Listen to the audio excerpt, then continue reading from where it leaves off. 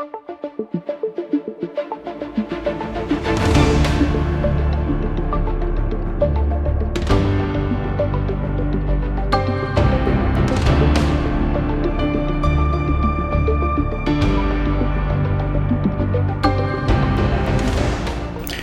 de nuevo.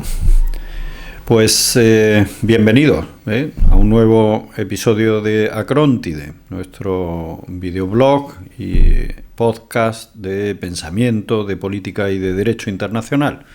De nuevo, muchísimas gracias por vuestro apoyo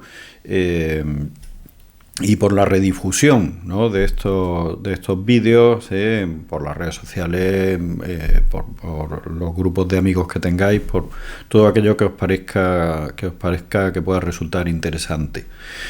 Para eso se hace. Muchísimas gracias también siempre por vuestros ánimos y por preguntar, ¿no?, cuándo sale el próximo vídeo, etcétera, ¿no?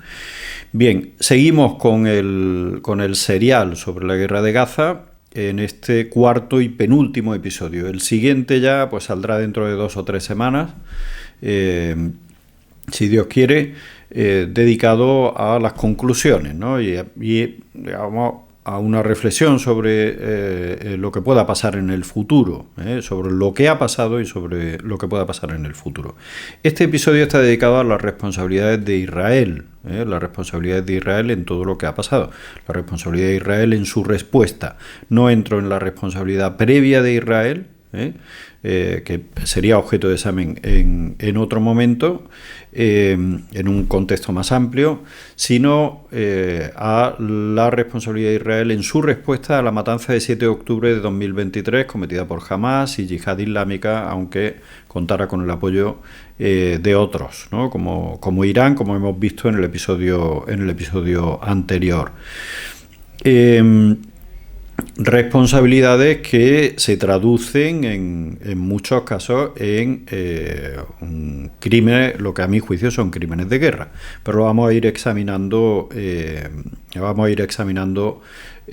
con el máximo detalle posible, lógicamente de una manera que pueda entenderse y sin pasarnos aquí horas y horas, ¿no?, haciendo ese examen.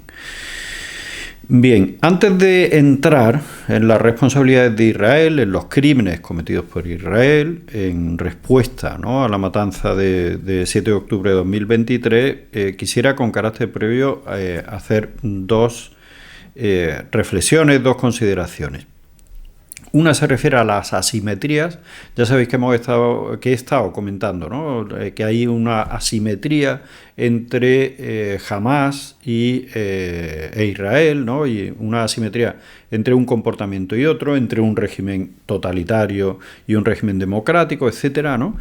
Y pues en este caso quiero referirme a una asimetría en particular que creo que es importante entender también, y que es significativa, desde luego, en derecho internacional. En este caso favorece, o no favorece, sino desfavorece a Israel, esta asimetría.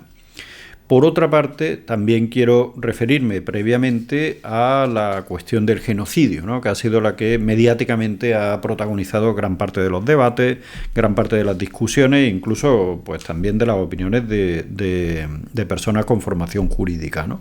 Así que quisiera con carácter previo referirme a esto antes de entrar ya de lleno en lo principal, que es en esos crímenes, a mi juicio, crímenes de guerra cometidos por Israel. Vamos a ver, en cuanto a la asimetría, he insistido en otros vídeos en que no igualo a Israel con Hamas. Israel es una democracia, por lo tanto es un régimen de opinión, por lo tanto admite, por ejemplo, la crítica interna, la libertad de prensa que pueda criticar al régimen, admite la posibilidad de que el dirigente pueda estar encausado. Netanyahu está encausado o investigado por corrupción. Y eso es totalmente asimétrico con el caso de Hamas, que ni admite libertad de prensa, ni permite que haya prensa independiente que le critique a Hamas, ni permite, por supuesto, que sus dirigentes puedan ser tocados por ningún palestino, ningún tribunal palestino independiente, etcétera. O sea que hay una asimetría importante en ese sentido. Lo llevo diciendo todo este tiempo, y no puedo igualar a Hamas con Israel en este sentido. Pero tampoco puedo igualarlo en otro que es muy relevante para el derecho internacional, a saber, Mientras las acciones de Hamás son acciones de Hamás y a lo sumo llegan a acciones de un movimiento insurgente dentro de Palestina, las acciones cometidas por el gobierno de Netanyahu son acciones de Israel como país. A efectos de responsabilidad internacional, el responsable es Israel como Estado.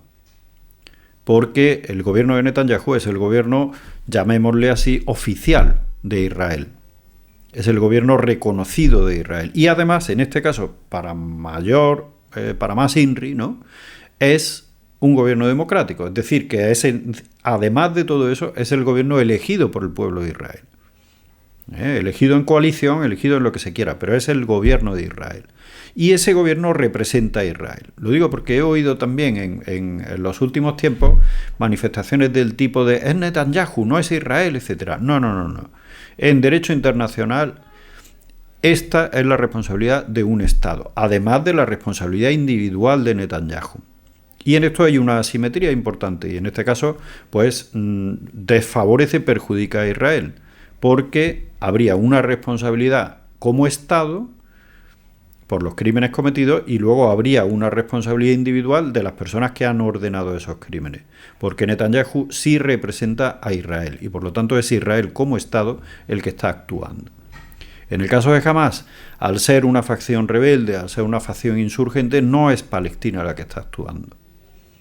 No es el Estado palestino, si consideramos que Palestina es un Estado, no es el Estado palestino el que está actuando. Podrá ser responsable de otras cosas, pero no de todos estos crímenes que nosotros estamos analizando aquí. Entonces esta asimetría es importante. Hamás no es el gobierno reconocido de Palestina, no es el gobierno reconocido y tampoco es el gobierno legítimo de una zona de Palestina. Responde por los crímenes cometidos en esa zona de Palestina, sin lugar a duda, pero su régimen jurídico en derecho internacional sería distinto. Entonces, eso que se dice, insisto, de que es Netanyahu, no es Israel y todas esas cosas, eso no es correcto, es Israel como Estado el que responde de sus acciones. ¿De acuerdo? Bien, eso por lo que se refiere al tema de las asimetrías, ¿no? En este caso, pues en la otra dirección. Y vamos con la cuestión del genocidio, que es algo que ha estado, ¿no?, en los medios, en los debates y ha estado en muchas cosas, ¿no? Vamos a ver, no quiero dedicarle mucho tiempo al tema del genocidio porque este vídeo es sobre las responsabilidades de Israel, o sea, sobre lo que Israel ha hecho, no sobre lo que no ha hecho. Entonces tampoco quiero dedicarle mucho tiempo a lo que no ha hecho, a mi juicio no ha cometido genocidio, no quiero dedicarle mucho tiempo porque entonces parece más un vídeo exculpatorio que un vídeo que pone en evidencia los crímenes cometidos por Israel, ¿no?, que los hay. Entonces no quiero dedicarle demasiado tiempo, pero creo que es preciso y es necesario aclararlo. Entonces, vamos a ver, a efectos del derecho internacional, y por lo tanto de las responsabilidades internacionales de un Estado o la responsabilidad penal internacional, ¿no?, de una persona, la calificación jurídica del genocidio exige unos determinados requisitos. También quiero aclarar en este sentido, lo comentábamos hace poco en el área, que las consecuencias jurídicas de los otros crímenes potencialmente cometidos son también muy graves. Y ese también es otro de los motivos por los que no quiero dedicarle excesivo tiempo a esta cuestión.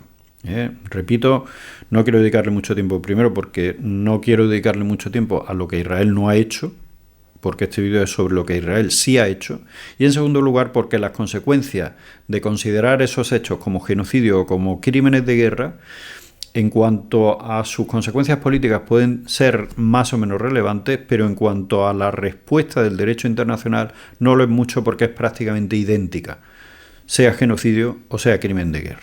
Por eso no le quiero dedicar tanto tiempo. Vamos a ver, vamos a la cuestión. En el estatuto, de la Corte Penal Internacional, por ejemplo, las penas aparejadas a uno u otro crimen son prácticamente las mismas.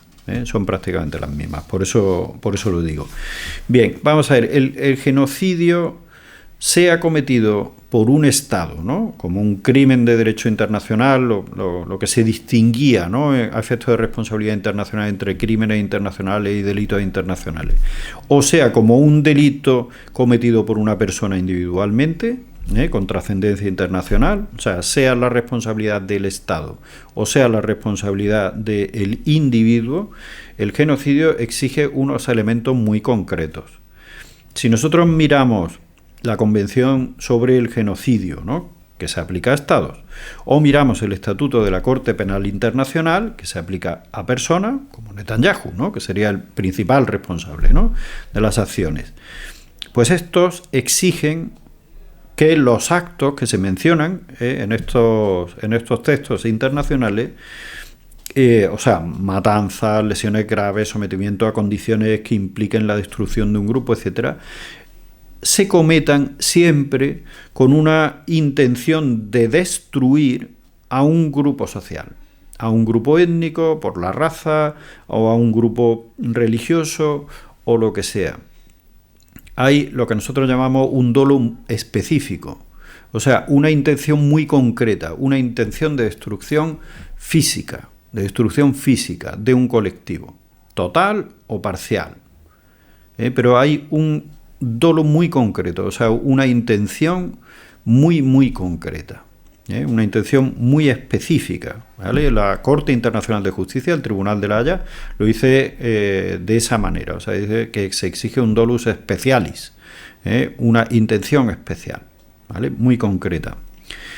Esa intención muy concreta yo no la veo en el comportamiento de Israel. Si la comparas con genocidios muy claros, genocidios muy difíciles de discutir, como el de los nazis sobre los judíos, o como el de los hutus sobre los tutsis, entonces se ve que hay algo muy distinto entre una cosa y otra. Vamos a ver, para empezar, en una voluntad clara de genocidio, tú no dejas escapar a la víctima. Los nazis a los judíos los metían en guetos y luego los metían en campos de concentración, para que no se escaparan. Los que podían escaparse estaban buscados por los nazis por todas partes. De hecho, las redes para sacar a los judíos de toda la zona de dominio nazi, o sea, de Alemania y de los países que Alemania había tomado, tenían que escapar de manera clandestina, porque como les pillaran, acababan en los campos de concentración y en las cámaras de gas. Eso ocurre exactamente igual en el caso de los hutus y los tutsis en el genocidio de Ruanda. Hay una película que os recomiendo para los que no lo hayáis visto, los más jóvenes que no lo hayáis visto, que es Hotel Ruanda. Y en Hotel Ruanda la película arranca, ya pues no os hago spoilers, ¿no?, sobre esto. La película arranca con un locutor de radio que va recibiendo información sobre dónde se encuentran los tutsis y la va transmitiendo por radio para que los encierren y allí los puedan capturar y asesinar. Se refiere a ellos como las cucarachas.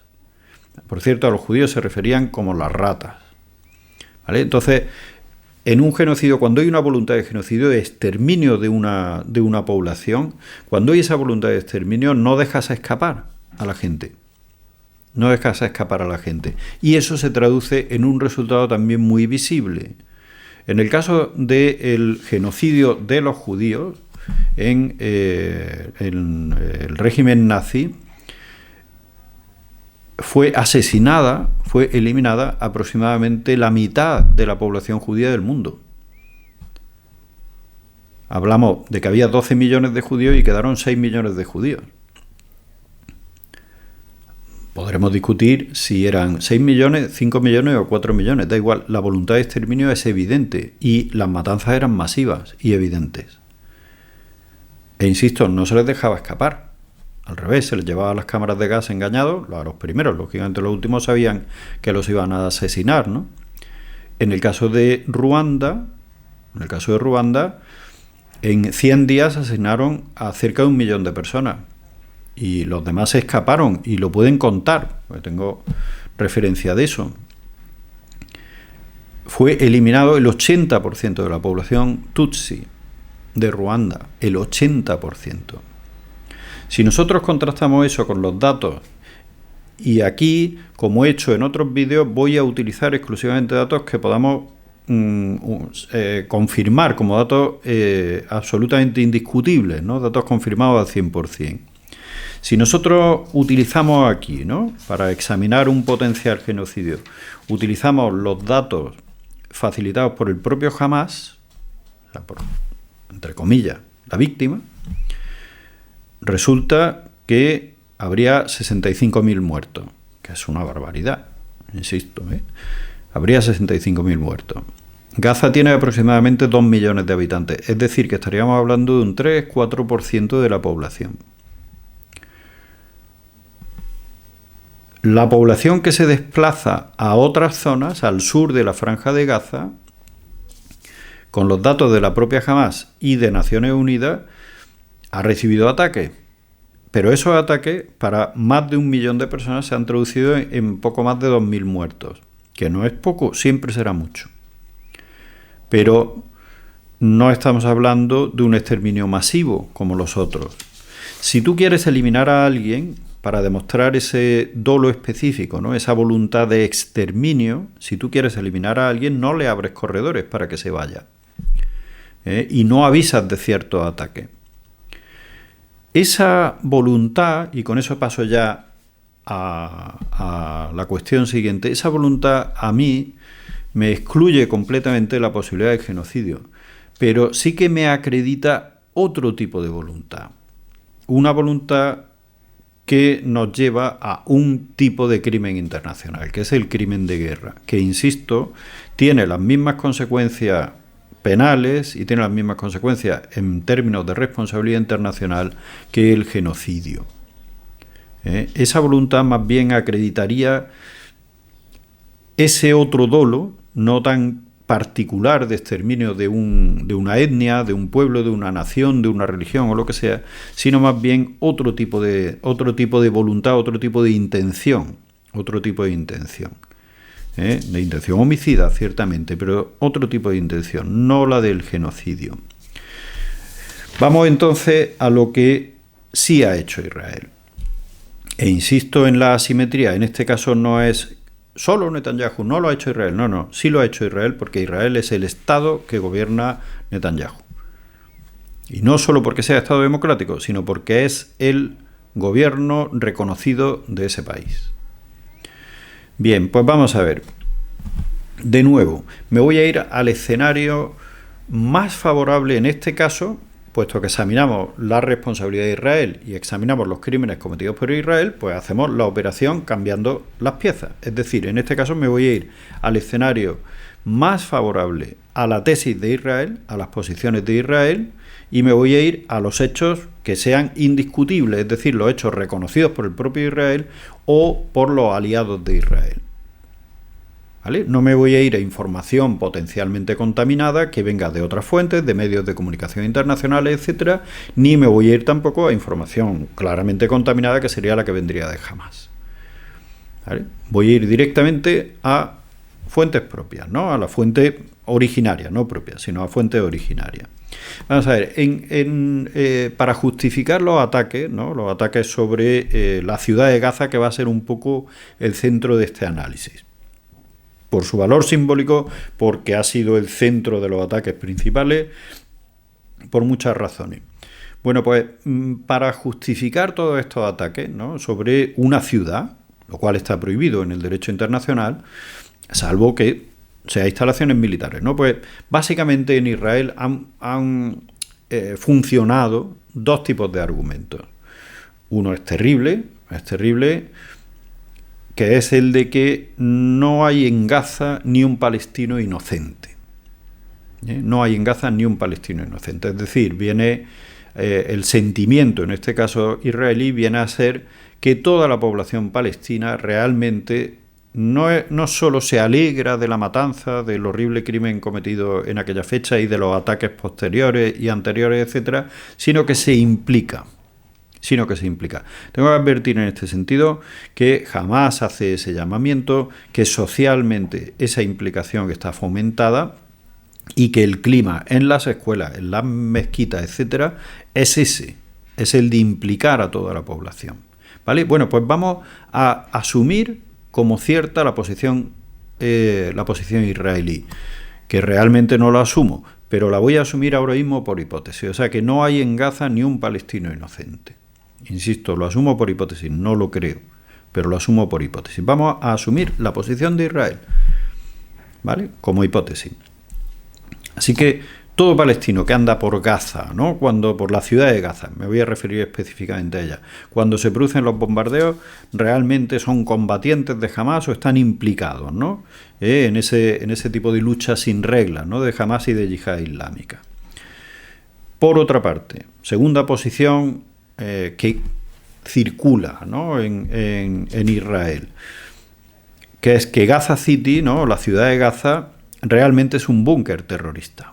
O sea, un búnker militar lleno de túneles, de instalaciones terroristas, etcétera, lo cual levantaría su protección.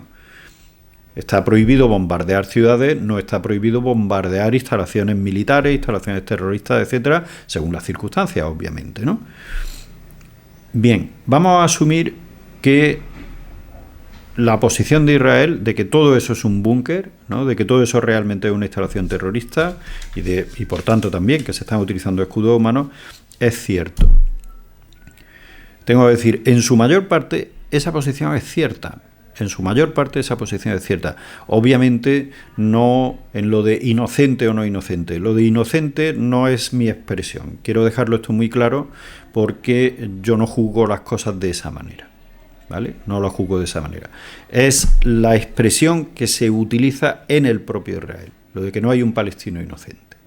¿Vale? Yo no utilizo esa expresión, no consideraría esa asunción, ¿no? Así en términos generales no lo haría nunca, porque además es que no lo creo, ¿no? Pero no lo haría nunca, ni con Palestina ni con ningún otro pueblo del mundo, ¿no? ¿Vale? Pero bueno, vamos a asumir, insisto, como hipótesis, que en su mayor parte esto es así. O sea, que es verdad que jamás ha convertido a sus jóvenes en máquinas de matar, cosa que en gran parte es cierto, que ha llenado aquello de túneles, de escudos humanos, de bombas, de instalaciones, etcétera, etcétera. ¿Vale? Bien. Y voy a más.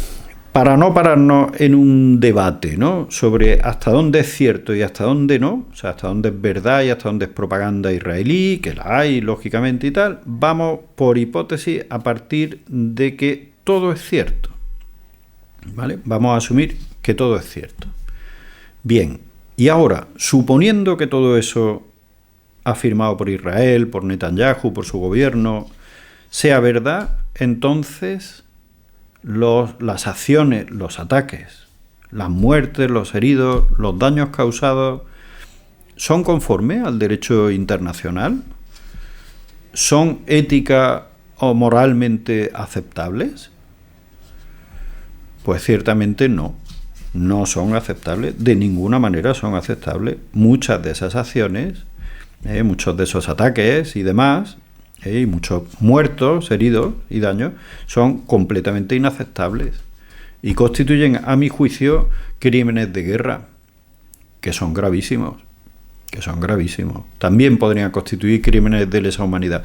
Lo he dicho a lo largo de todo este serial en algún momento, así como con un matiz, que podría ser crimen de lesa humanidad, etcétera, pero me estoy refiriendo básicamente a acciones, digamos, que se salen de lo que es el puro bombardeo, ¿no? A interrogatorios que impliquen tortura o asesinatos de personas detenidas, etcétera, ¿no?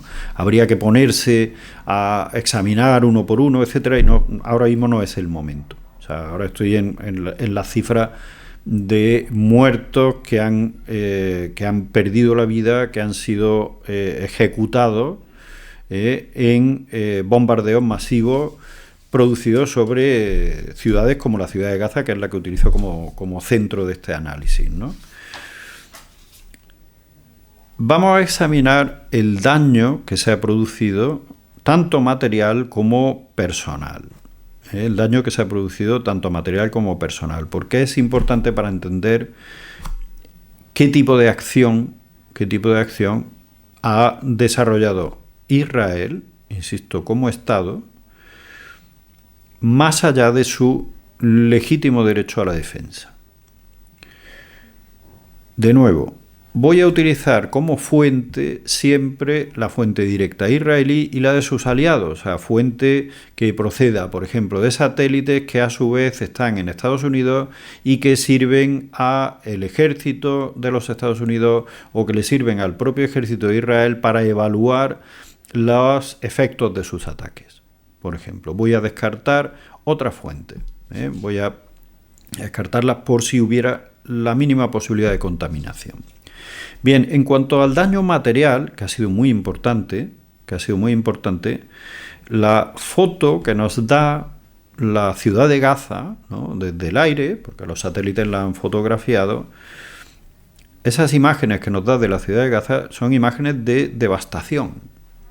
No coinciden, no cuadran con un ataque selectivo para destruir instalaciones o para destruir personas, ¿no?, para eliminar a personas. Israel tiene tecnología suficiente como para hacer ese tipo de ataque selectivo. De hecho, lo ha demostrado ya. Irán construía, ¿no?, presume Israel, creo que con razón, que está construyendo armamento nuclear, o sea, que está desarrollando armamento nuclear, e Israel hace un ataque quirúrgico, Israel con Estados Unidos, ¿no? Creo recordar. Estoy hablando de memoria, si me equivoco, perdonadme, pero voy a la cuestión de la capacidad para realizar un ataque quirúrgico, que es lo que Israel dice que ha estado haciendo y no es lo que ha estado haciendo, ¿vale? Y hace un ataque quirúrgico sobre las instalaciones nucleares de Irán. No hace un bombardeo masivo sobre Teherán, la capital, por entendernos, ¿vale? Va al sitio. Israel localiza a varios de los dirigentes terroristas de Hamas, los localiza en un hotel de Qatar y bombardea ese hotel. Y que sepamos, no cae el barrio entero. No es arrasado el barrio entero. Así que Israel, cuando ha querido, y eso ha sido después, es decir, eso ha sido en todo el contexto de la guerra de Gaza. Quiero decir que Israel ha demostrado que es capaz de hacer ese tipo de ataque selectivo. Tengo información de que un líder terrorista está en un túnel, en una zona, hago ese ataque quirúrgico sobre la ciudad de Gaza, ¿vale? Porque en ese punto ha dejado de ser una ciudad y se ha convertido en otra cosa, ¿no?, en una instalación terrorista o lo que sea. Israel tiene capacidad para hacer eso. Sin embargo, la imagen que tenemos de Gaza, e insisto, imagen fiable, ¿vale?, porque puede haber manipulación también. La imagen fiable, la imagen que el propio Israel está manejando, no es esa, no es la del ataque quirúrgico, es una imagen de devastación, es una imagen de un barrio entero arrasado. Entonces, ese cuadro de devastación, y hablo ahora mismo solo de los daños materiales, me voy a referir obviamente después a los daños personales, que son los más importantes, ¿no? Ese cuadro de devastación a mí me lleva a otra cosa. Ciertamente, todo eso no cuadra con el genocidio, ¿vale? Por lo que he explicado, porque en el genocidio tú no avisas. O sea, vas directamente a eliminar a todas las personas que puedas, ¿no? No cuadra con el genocidio, pero tampoco cuadra con un ataque selectivo. No cuadra con un ataque selectivo. Entonces, ¿con qué cuadra, a mi juicio? ¿Con qué cuadra? ¿Con qué tipo de intención? Porque la hay, evidentemente, esto no es casualidad. ¿Con qué tipo de intención criminal se produce? ¿Con qué cuadra este tipo de ataque indiscriminado, este tipo de ataque generalizado? No exactamente, volveré sobre esto después, no cuadra exactamente con el ataque a la población, ¿no?, como se ha dicho, pero sí a la zona, Es decir, no atacas a la población para matar a las personas, sabes que hay escudos humanos y asumes que los vas a matar, y eso ahora lo veremos, pero lo que sí indica todo ese tipo de ataques es que atacas a la ciudad donde viven. O sea, que vas a arrasar la ciudad donde viven. Y eso es indicativo de una voluntad concreta, de un dolo concreto, de una intención concreta, que es la intención, a mi juicio, en mi opinión, es la intención de aterrorizar y la intención del castigo colectivo. que por supuesto está prohibido por el derecho internacional. Y además, no dejo de pensarlo en estos días, y además me recuerda a un tipo de patrón de comportamiento que ya hemos visto en el pasado, de manera más individualizada, no generalizada, pero que ya hemos visto en el pasado. Y es la respuesta de Israel a los terroristas suicidas en el pasado. Estoy hablando de comportamientos a lo mejor de hace años. Terrorista suicida que comete un atentado horrible, ciertamente, en un restaurante en Tel Aviv, por ejemplo, y comete una matanza.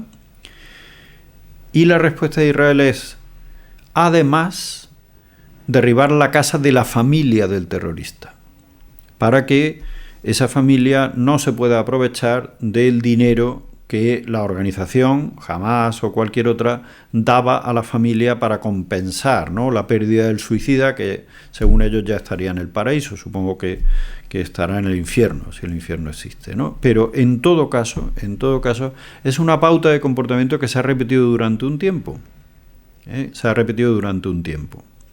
Entonces me recuerda esto, que nos ofrecen esas imágenes, me recuerda tremendamente a esa pauta de comportamiento.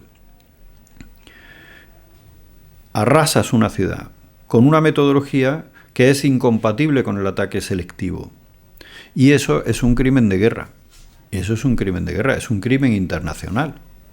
Y por supuesto eso no está amparado por la legítima defensa ni está amparado por nada. Aparte que vuelvo a insistir, lo he dicho en el vídeo anterior, lo diré ahora y lo volveré a decir en todas las veces que haga falta. No se combate el juego sucio con juego sucio. No se combate el crimen con crimen. Eso cuadra con otro tipo de dolo, que no es el del genocidio, pero sí es el dolo del crimen de guerra. Solo por recordarlo, simplemente me apoyo en el Estatuto de la Corte Penal Internacional como referencia, porque ese estatuto a su vez coge elementos de otros instrumentos internacionales. Son crímenes, la destrucción de bienes no justificada por necesidades militares y efectuada a gran escala. Añado yo, un barrio, una ciudad, ¿vale?, y que sea cometida ilícita y arbitrariamente. Advierto, aquí arbitrariamente no es a capricho, sino sin una justificación.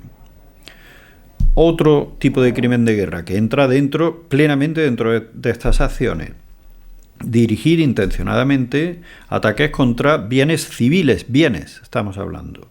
Es decir, bienes que no son objetivos militares. Cuando tú ves esa foto y ves el sitio donde potencialmente puede estar la instalación, es que ves arrasado el barrio entero. El barrio entero no es un objetivo militar. Y si lo que quieres son arrasar los túneles, pues entonces el método es otro. Pero no arrasas un barrio entero. E insisto, las imágenes que yo he manejado para hacer este comentario son imágenes que proceden directamente de Israel y de Estados Unidos. No son sospechosas. ¿Vale? Bien, tercer comportamiento, que es un crimen de guerra, y seguimos en lo material, atacar o bombardear por cualquier medio ciudades, aldeas, viviendas o edificios que no estén defendidos, es decir, que no estén militarizados. Y que no sean objetivos militares. Vuelvo de nuevo a esa imagen. Tú tienes colocado a terroristas en un edificio civil, ¿vale? Y vuelas y bombardeas con munición para arrasar, con munición que se esparza, y bombardea. No digo que usen bombas de racimo, no, ignoro el tipo de bombas que están utilizando. No es la cuestión. La cuestión es que al lado de ese edificio hay 30 edificios más y acaban todos destruidos. Eso no es un comportamiento justificado por una legítima defensa, bajo ningún concepto. Y vamos también a la cuestión del daño personal. Vamos a la cuestión del daño personal. Entonces vuelvo a ese punto de partida que me da mucha pena, porque implica que en Israel está calando profundamente también se está infiltrando ese fanatismo, ¿no?, que ya ha tomado Gaza y que ojalá pueda revertirse, pero que en Israel también ha calado profundamente, ¿no?, que es esa idea de que no hay un palestino inocente, ¿no?, y por otra parte de que la ciudad de Gaza, como otras ciudades, ¿no?, dentro de la franja de Gaza, es en realidad una instalación terrorista camuflada, ¿no? Vamos a ver, ninguna de esas dos afirmaciones, ninguno de esos dos sentimientos se sostiene. No hay un palestino inocente, ¿no? Vale. Un niño de 6 o 7 años o de 10 años, incluso utilizado por sus padres como escudo humano o como arma, ¿eh? Un niño de esa edad no es inocente. O sea, ¿de verdad se puede considerar a un niño de esa edad como culpable? Me permito recordar una cosa. Los datos demográficos de Palestina y en particular de Gaza no favorecen en nada la idea de una población desarrollada. Entre otras cosas porque la población infantil es muy, muy elevada. Muy, muy elevada. O sea que no me estoy refiriendo a una población como en las poblaciones occidentales donde hay pocos niños, porque desgraciadamente nos hemos metido en esa crisis demográfica. No estoy refiriéndome a eso, estoy refiriéndome a una zona donde hay muchos niños. ¿De verdad un niño de 6 o 7 años, un niño de 10 años, incluso con una voluntad agresiva, de verdad que no es inocente? ¿De verdad que es culpable? Un enfermo sedado, ¿de verdad? ¿De verdad que eso es culpable? Un anciano impedido, aunque odie a Israel a muerte y los quiera ver a todos los judíos muertos y tenga el peor sentimiento del mundo y el más fanatizado del mundo, no puede actuar. Pero voy a ir a más. Un miembro de Fatah, o sea, un miembro del partido en el gobierno en Palestina, ¿no?, que es el partido que controla Cisjordania, o de un clan rival, un clan enemigo de Hamás, ¿es también un combatiente de Hamás? O sea, puede ser también sacrificado como un combatiente de Hamás. Y aquí vamos a la cuestión que os comentaba antes de lo de los avisos. Vamos a ver, si no hay inocentes en la ciudad de Gaza, entonces, ¿por qué permites la evacuación? ¿Por qué anuncias que vas a bombardear? Si consideras que no hay inocentes, que todos son combatientes, entonces mejor eliminarlos, ¿no? ¿Por qué les avisas? Pues les avisas porque sabes que sí que hay inocentes. Sabes perfectamente que sí que hay una parte de la población que es inocente. Y asumes que la vas a eliminar como un daño colateral, pero es un daño colateral absolutamente inaceptable. La ciudad de Gaza es un búnker de Hamás. Vale, en gran parte lo es, ciertamente, ¿no? Hay kilómetros de túneles, almacenes de cohetes, hay refugio de terroristas, etcétera, etcétera. Gran parte. Pero, seamos realistas, ni Hamás, ni Irán, que lo financia, ni Hamás en sus mejores sueños podría pensar en tener la capacidad para convertir la ciudad de Gaza y otras ciudades de la franja de Gaza en una instalación terrorista al 100%. Ya quisieran ellos tener esa capacidad y no la tienen. No la han tenido nunca y no la tienen ahora. Entonces, precisamente, y ese otro elemento también relevante, que a veces pasa desapercibido, por eso se mezclan y se camuflan miserablemente con la población civil. Población fanatizada que probablemente le apoye en gran parte, pero población civil. Y lo hacen en edificios civiles, etcétera, porque no tienen esa capacidad. Entonces, vamos a lo esencial. Disparar contra escudos humanos, salvo casos muy excepcionales, muy excepcionales, de algo muy inminente, para salvar una vida que va a perderse en momentos, disparar contra escudos humanos es un crimen de guerra. Y considerar como combatiente a gente que objetivamente no puede ser combatiente, como los niños pequeños, como enfermos, como personas neutrales, etcétera, es un medio para cometer crímenes de guerra. Que se cometen cuando se dispara indiscriminadamente y cuando se bombardea indiscriminadamente. Yo no asumo los bombardeos de los convoyes de ayuda humanitaria, etcétera, etcétera. No asumo todo eso porque además me parece una manipulación necia en el mejor de los casos y despreciable en el peor de los casos, haciéndole la propaganda a Hamás. Yo no asumo eso. O sea, Israel no va a ese tipo de eliminación. Pero Israel sí ha asumido que para conseguir destruir a Hamás tenía que sacrificar, en el peor sentido de la palabra, a personas inocentes. Y lo ha hecho. Y lo ha hecho. Yo no me creo las cifras de Hamás, ni 65.000, ni 60.000, ni nada, porque el grado de miseria moral de Hamás, con la matanza que ha cometido y con otras acciones que ha cometido, me lleva a pensar que mienten siempre. Pero de todos modos, ojo, estamos hablando de miles de muertos, de muchos miles de muertos. O sea, para empezar, Israel reconoce haber matado a 9 o 10.000 combatientes, pero tampoco nos da las cifras de las víctimas civiles, porque lo oculta.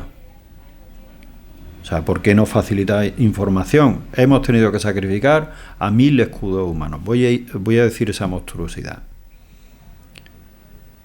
Pues porque sabe que es mucho más. Y por eso tampoco da esos datos.